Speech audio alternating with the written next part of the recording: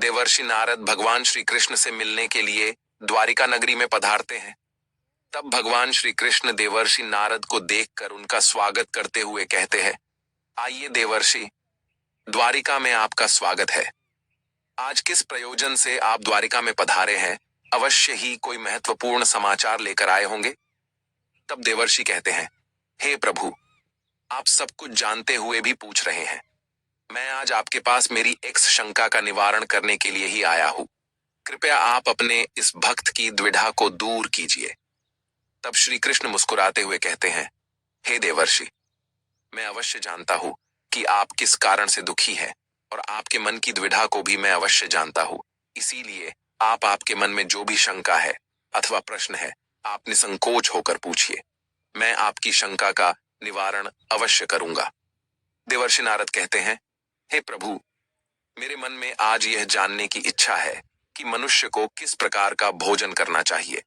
किस प्रकार का भोजन मनुष्य की आयु बढ़ाने वाला होता है और किस प्रकार का भोजन आयु को कम करने वाला होता है। हे प्रभु, मनुष्य को भोजन किस दिशा में मुख करके करना चाहिए? भोजन करने से पूर्व कौन सा मंत्र बोलना चाहिए? कृपा करके आप मुझे इन सभी प्रश्नों के उत्तर दीजिए। तब श्री कृष्ण कहते हैं, हे देवर्षि, आज आपने समस्त मनुष्य जाति के कल्याण के लिए बहुत ही महत्वपूर्ण प्रश्न किया है। यह बात सत्य है कि मनुष्य जिस प्रकार का भोजन करता है उसी के अनुसार उसका स्वभाव, भाग्य और उसका अगला जन्म निर्धारित होता है। हे देवर्षि, इस विषय में एक प्राचीन इतिहास है जो मैं आपको सुनाता हूँ। त्रेता युग में यह कथा महर्षि अगस्त्य ने भगवान श्री राम को सुनाई थी। इसीलिए इस कथा का महत्व बहुत अधिक है। इस प्राचीन कथा के माध्यम से आपको आपके सभी प्रश्नों के उत्तर मिल जाएंगे। इसीलिए आप इस कथा को ध्यान से पूरा अवश्य सुने और इसका प्रचार करें। जो भी इस कथा का श्रवण करता है उसके समस्त पापों का नाश होता है और उसे सैकड़ों वर्षों तक दान करने का पुण्य मिलता है।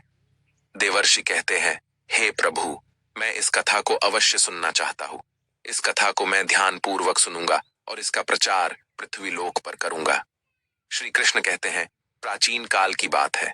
उस समय एक बहुत बड़ा जंगल था।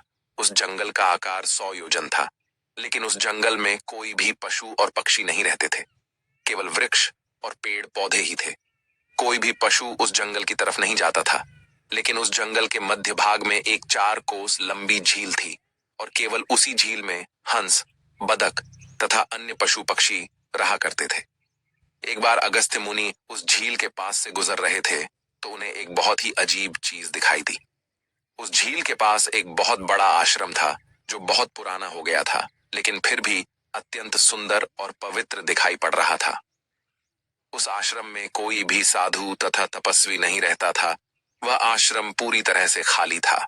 अगस्त्य मुनि एक रात के लिए उस आश्रम में ठहर गए और सुबह उठकर वे उस झील के पास चले गए तो उन्हें रास्ते में एक मुर्दा अर्थात लाश पड़ी हुई दिखाई पड़ी, जो शरीर से अत्यंत बलवान और हृष्ट पुष्ट था, जिसे देखकर मालूम होता था कि वह किसी तरुण पुरुष की लाश है। उस लाश को देखकर अगस्त्य मुनि सोचने लगे कि यह कौन है, इसकी मृत्यु कैसे हो गई तथा वह इस जंगल में आखिर कैसे आया होगा। उस मरे हुए आदमी के बारे में जानने की अगस्त्य मुनि को जिज्ञासा हुई। तभी अचानक आकाश में उन्हें एक दिव्य विमान दिखाई पड़ा और वह दिव्य विमान उस झील के समीप आकर रुक गया और उस विमान से एक दिव्य पुरुष उतरा और वह उस झील में नहाने के लिए चला गया।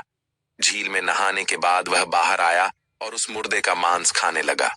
उसने भर पेट उस मोटे ताजे मुर्दे का मांस खा लिया और फिर से विमान में बैठकर स्वर्ग की ओर जाने लगा।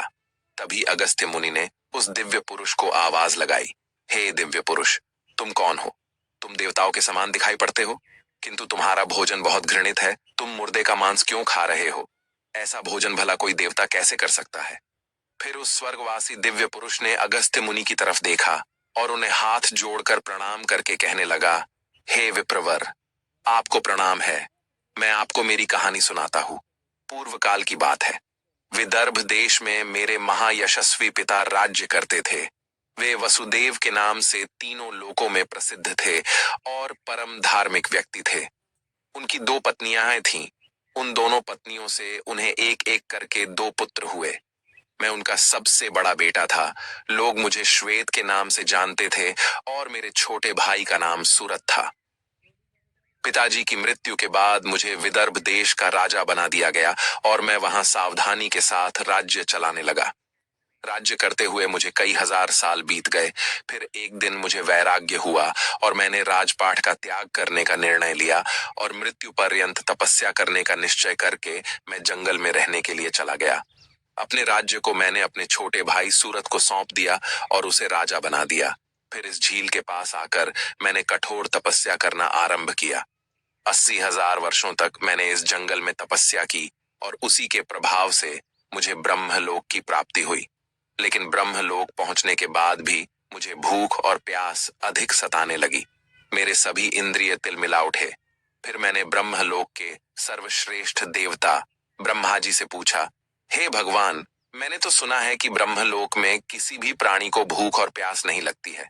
फिर मुझे भूख और प्यास क्यों लग रही है? ये मेरा पीछा क्यों नहीं छोड़ रही है? कृपया आप मुझे बताइए कि मैं किस चीज का सेवन करूं। फिर ब्रह्मदेव ने कहा, हे राजन, पृथ्वी पर दान धर्म करने पर ही व्यक्ति इस लोक में भूख प्यास से मुक्त हो जाता है। लेकिन तुमने अपने जीवन काल में कभी दान नहीं किया, किसी भिखमंगे को भीख तक नहीं दी। तुमने राजमहल में रहकर भी द्वार पर आए अतिथियों को भोजन नहीं दिया। तुमने सदैव ही उच्छिष्ट भोजन किया है। बिना स्नान किए ही तुम भोजन किया करते थे। भोजन शुरू करने से पहले तुमने ईश्वर का धन्यवाद नहीं किया। स्वादिष्ट भोजन को दूसरों को दिए बिना ही तुमने उसे ग्रहण कर लिए। इसी कारण से तुम्हें यह पाप लगा है। इसीलिए तुम्हें ब्रह्मलोक में भी भूख और प्यास का कष्ट उठाना पड़ रहा है। जीवित रहते हुए तुमने अनेक प्रकार के आहारों का अकेले ही सेवन किया है। अनेक प्रकार के पकवान तुमने अकेले ही खाए हैं, दूसरों को नहीं दिए हैं, जिससे तुम्हारा शरीर तो बलवान बन गया, किंतु तुम्हारा पुण्य क्षीण हो गया। अब तुम्हारे लिए एक ही उपाय है। उस झील के पास तुम्हारा शरीर पड़ा हुआ है। तुम उसी का मांस खाकर अपनी भूख मिटाओ। ब्रह्मा जी द्वारा इस प्रकार से कहने पर राजा ने कहा, हे प्रभु, अपने शरीर का भक्षण कर लेने के पश्चात मेरा क्या होगा? उसके बाद मैं क्या खाऊंगा? मेरे खाने के लिए कुछ भी शेष नहीं रहेगा। कृपया कुछ ऐसा भोजन बताए जिसका भक्षण कर लेने पर भूख मिट जाए और जो कभी खत्म ना हो। तब ब्रह्मदेव कहते हैं, हे राजन, तुम्हारा शरीर ही मैंने अक्षय बना दिया है। उसे तुम रोज खाओगे फिर भी यह समाप्त नहीं होगा। वह दूसरे दिन फिर से ताजा हो जाएगा। इस मृत शरीर के अंग फिर से उग आएंगे और उन्हें तुम फिर खा सकोगे। और जब तुम अपने शरीर का मांस खाते हुए 100 वर्ष बीत जाएंगे, उसके बाद तुम्हारे इसी जंगल में एक दिन महर्षि अगस्त्य पधारेंगे और उन्हीं के द्वारा तुम इस पाप से मुक्ति पा सकोगे।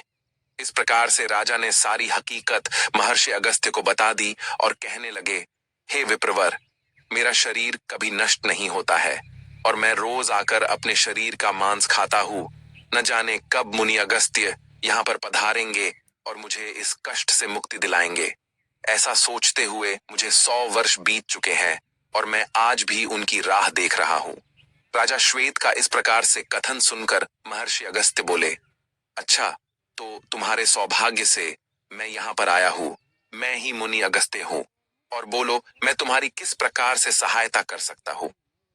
तब राजा अत्यंत प्रसन्न हुए और जमीन पर लेटकर महर्षि अगस्त्य के चरणों को वंदन करने लगे। राजा श्वेत बोले, हे मुनि, कृपया आप मुझे इस घृणित आहार से मुक्त कीजिए तथा जिस पाप के कारण मुझे ये प्राप्त हुआ है, उस पाप से भी मुझे मुक्त कीजिए, जिससे मुझे अक्षय लोक की प्राप्ति हो सके।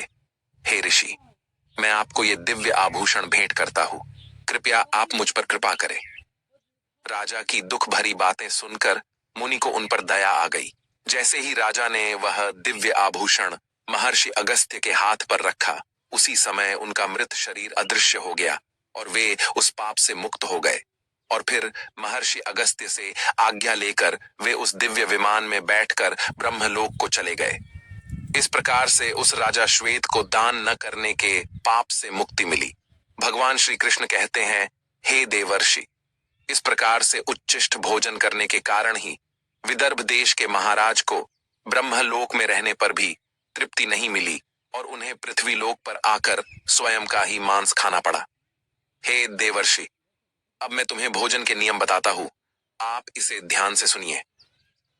भोजन शुरू करने से पहले थोड़ा सा अन्न भूमि पर रखना चाहिए ताकि देवता, पशु पक्षी, सर्प, दैत्य तथा प्रेत पिशाच जो अपने कर्म बंधन से बंधे हुए हैं उन सभी को अन्न की प्राप्ति हो। यदि भोजन करते समय कोई अतिथि आ जाए तो उसका स्वागत करे और उसे आसन देकर प्रणाम करके उसका सत्कार करे।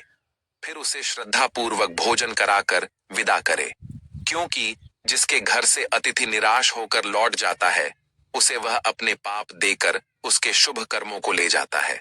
श्री कृष्ण कहते हैं, मनुष्य को पिता के घर में रहने वाली विवाहित कन्या, दुखिया और गर्भ धारण की हुई स्त्री तथा वृद्ध को भोजन कराने के बाद ही भोजन करना चाहिए।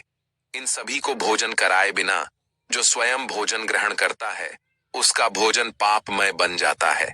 ऐसा व्यक्ति नरक में ही जाता है। जो स्नान किए बिना ही भोजन करता है उसका भोजन मल भक्षण के समान हो जाता है। जो बालक एवं वृद्ध आदि के हिस्से का भोजन करता है उसका भोजन विष्ठा के समान हो जाता है। और जो बिना दान किए ही भोजन ग्रहण करता है उसका भोजन विष के समान बन जाता है। मनुष्य को कभी भी दुराचारी व्यक्ति द्वारा दिया गया अथवा दूसरों द्वारा अपमानित करके दिया गया भोजन कभी भी ग्रहण नहीं करना चाहिए।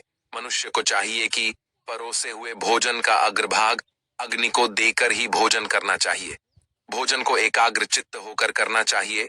प्रथम मीठा, फिर लवण और खट्टा और अंत में कटु एवं तीखे पदार्थों का सेवन करे। प्रथम 3 निवाले मौन होकर ग्रहण करने चाहिए। ऐसा करने से व्यक्ति के सभी पाप कर्म तुरंत नष्ट हो जाते हैं और भगवान की कृपा से उसे जीवन भर कभी अन्न की कमी महसूस नहीं होगी।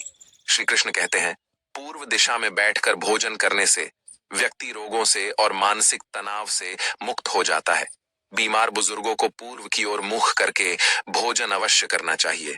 इससे उनके स्वास्थ्य में सुधार होता है, क्योंकि पूर्व दिशा उगते हुए सूर्य की दिशा है और सूर्य देव बल, आरोग्य तथा दीर्घायु प्रदान करते हैं।